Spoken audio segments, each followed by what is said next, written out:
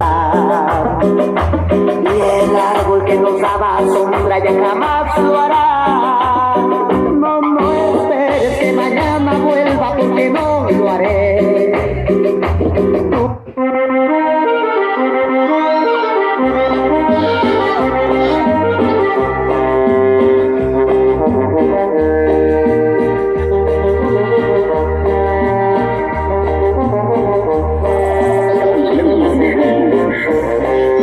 Estamos en un lugar prohibido, busca de experimentar con ese pecado del amor que el tiempo nos hace esperar.